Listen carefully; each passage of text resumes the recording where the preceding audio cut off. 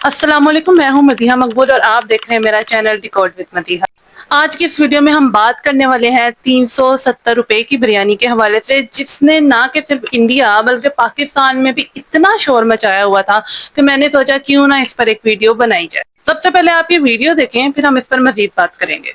वो कहती क्या क्या खिलाओगे, मगर तू बता क्या खाएगी। हाँ। तो हमने चिकन बिरयानी खाई, वो खाई होगी 360-370 रुपए की। फिर वो कहती घर छोड़ाओ, मगर यार 370 रुपए लगे हैं, मैं वसूल तो करूँगा।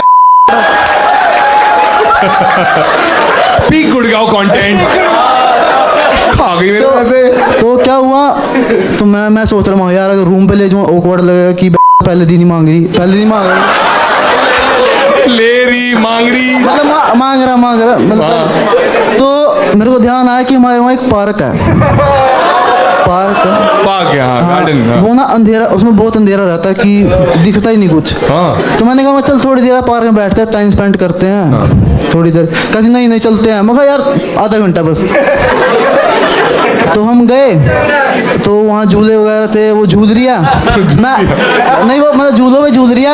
हाँ। मैं स्पोर्ट देख रहा कि यार कोई अंधेरा सा हो, कोई बेंच अंधेरे में हो। तो मेरे को एक बेंच दिखा बिल्कुल लास्ट में, उस पर कती अंधेरा। हाँ।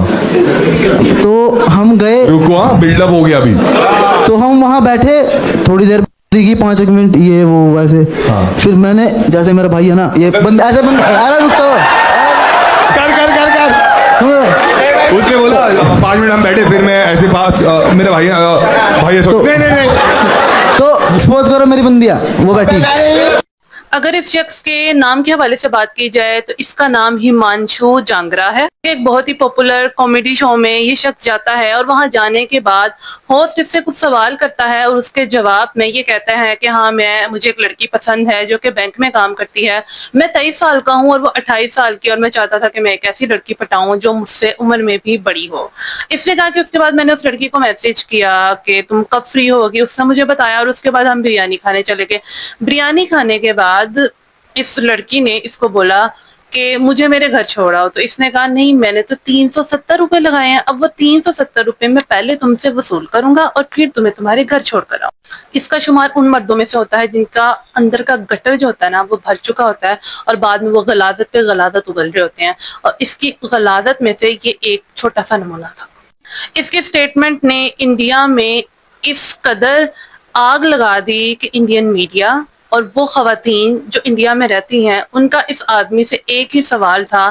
तमाम मर्द नहीं, लेकिन फिर भी एक मर्द जिसकी वजह से इस माशरे में न जाने कितने हैरेसमेंट के केसेस बढ़ते चले जा रहे हैं। इस शख्स ने और भी बहुत सी नाजेबा बातें की कि किस तरीके से ये उस लड़की के साथ जो है वो अटैच था या आपस में क्या हरकतें कर रहे थे। इसने एक एक चीज उस शो के अंदर बताई। बात सिर्फ 370 की बिरयानी की नहीं है ऑडियंस, बात ये है कि एक लड़की की सेल्फ रिस्पेक्ट की, और सबसे बढ़कर उस इंसान की कि जिससे आप मोहब्बत करते हैं और उसके बाद आप इसे एक नेशनल टेलीविजन पे आकर आप उस लड़की की इज्जत की आपने जो है वो धज्जियां उड़ा के रख दी। लड़के के स्टेटमेंट के बाद तो ये तो कहीं से नहीं लगता कि ये उस लड़की से मोहब्बत करता है या ये उससे शादी करेगा।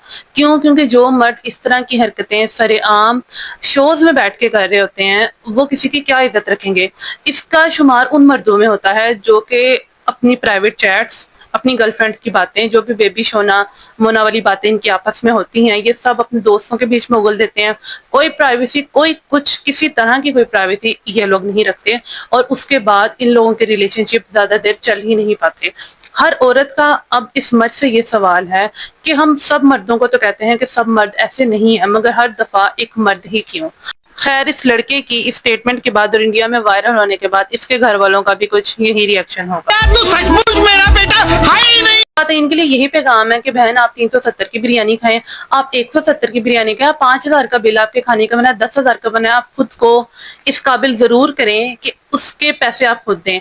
370 से ज्यादा आपको आपकी सेल्फ रिस्पेक्ट प्यारी होनी चाहिए, 370 से ज्यादा आपको अपना आप प्यारा होना चाहिए। बात कर लेते हैं दूसरी तरफ इसी शो में आने वाली एक लड़की के हवाले से जो कि MBBS की स्टूडेंट है। इसका नाम है सेजल पवार। सबसे पहले आप ये वीडियो देखें, फिर हम इस पर मजीद बात करेंगे। ऊपर एब्डोमेन काटा, हाँ, फिर स्कल काटा, और फिर लास्ट में जो भी है रिप्रोडक्टिव तू ऑर्गन्स। पक्का डॉक्टर आप देख चुके हैं कि इस लड़की ने किस तरीके से बात की कि पहले एब्डोमेन काटा, फिर स्कल काटा, वटेवर जो भी ये पॉइंट्स यूज कर रही थी या जिस भी ये लैंग्वेज में ये बात करना चाह रही थी, बेसिकली वो अपनी बात समझाना चाह रही थी कि मैं कहना क्या चाह रही हूँ।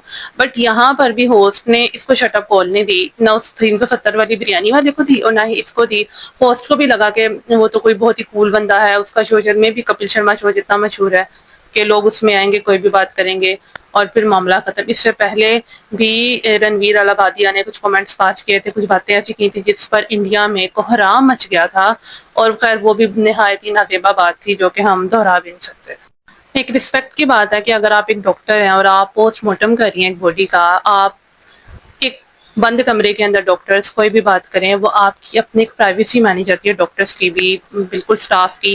लेकिन वही बात अगर आप आके एक नेशनल टेलीविजन पे कर दें और उसके बाद आप देखें कि आपकी वो एक स्टेटमेंट आपने तो बोलनी थी वो बोल दी, बट एक नेशनली और इंटरनेशनली उसने कितना कोहराम मचाया और आपको कितने क्रिटिसिज्म का सामना करना पड़ रहा है। तो इस वजह से सोशल मीडिया एक जगह ही ऐसी है जहां पर अगर आपने बोलना है तो बहुत ही ध्यान से आपको बोलना पड़ता है, नहीं तो आप ही की बात आप ही के गले की हड्डी बन जाती है। अगर आपको मेरी वीडियो अच्छी लगी हो तो मेरे चैनल को सब्सक्राइब जरूर करें, मुझे इंस्टाग्राम और टिकटॉक पे फॉलो जरूर करें। अल्लाह हाफिज।